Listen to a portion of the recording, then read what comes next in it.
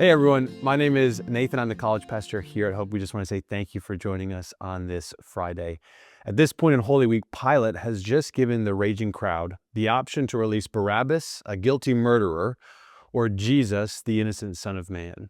The crowd in that moment chooses to crucify Jesus and release Barabbas, and so Pilate delivers Jesus to be crucified, but not before he goes through a series of torturous, twisted mechanisms designed by the Roman guard to make each inch of a person suffer. So it'd be enough for Jesus to just brutally die, bleed out, and suffocate on the cross, but it's an entirely other thing for Jesus to be tortured in such a way that by the time he gets to the cross, he was almost unrecognizable.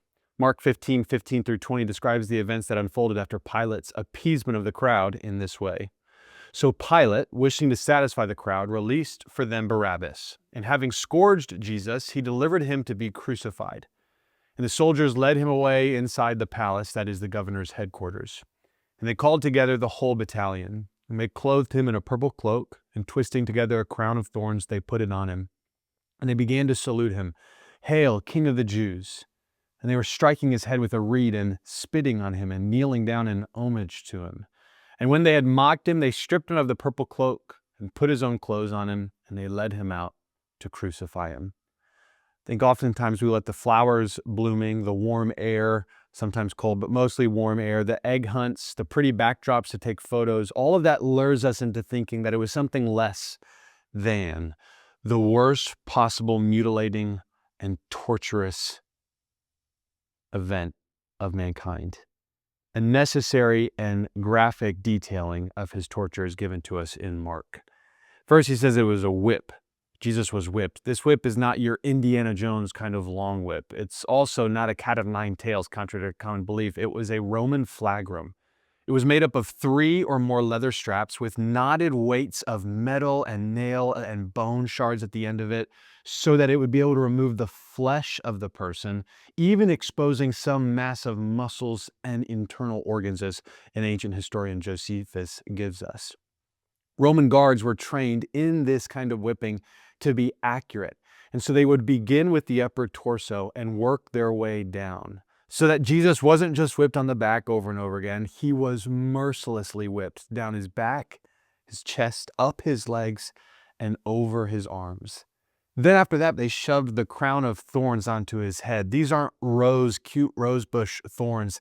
These were 2 to 3 inch long razor sharp thorns put into a crown, so that when they donned that crown onto him, they then spit at him, mocked him, and eventually led him out to be crucified at the cross.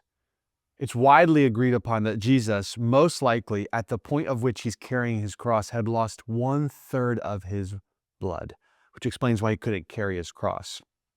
And this was the point of this kind of torture for the Roman Empire. They wanted to bring someone as close to the point of death before even putting them up on the cross for all to be displayed. Jesus is whipped, his flesh mutilated and torn from his body. He's crowned with thorns. His head is punctured by razor-sharp thorns, and he's mocked. If all of that wasn't enough, his soul is beaten by those whom he wanted to be known by his Father. The torture of Jesus is brutal and bloody, but it was also necessary. See, roughly 700 years before Jesus is brutally beaten and killed on a cross, Isaiah prophesies these things. He says, "Surely he has borne our griefs and carried our sorrows. Yet we esteemed him stricken, smitten by God, and afflicted. But he was pierced for our transgressions. He was crushed for our iniquities. Upon him was the chastisement that brought us peace, and with his wounds we are healed. All we like sheep have gone astray. We've turned every one to his own way, and the Lord has laid on him the iniquity of us all." A lot of people don't like that God would make an innocent man suffer. And even more people hate the fact that God himself would step into our world, truly man while truly God, and subject himself, humble himself to the point of a torturous, mocking death, even death on a cross. And most of all, people despise and reject the biblical fact and truth that in Jesus Christ, through his beating and torturing, he took on every single sin of those who would believe so that we could be saved. Isaiah says in such staggering statements, he bore our grief, he was pierced, he was crushed, and on him was the sin of us all. Jesus in this moment is the picture of getting what we deserved. He willingly took it from us, and for his glory. It was us who deserved to have the flesh pulled from our skin, exposing the bones and muscles beneath for our guiltiness to the law. It was us who deserved to be mocked and spit on for our inability and powerlessness. It was us who deserved the punishment of sin, but it was him who paid the price for our salvation.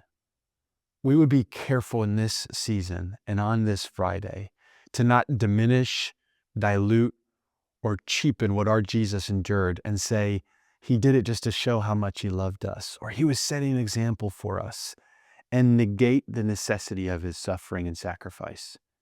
Hebrews 9:22 says that without the shedding of blood, there's no forgiveness of sins. And this is, friends, our hope, our peace, and our life, that Jesus Christ took our place, took on the pounding punishment of sin so that you and I might walk freely and eternally in him.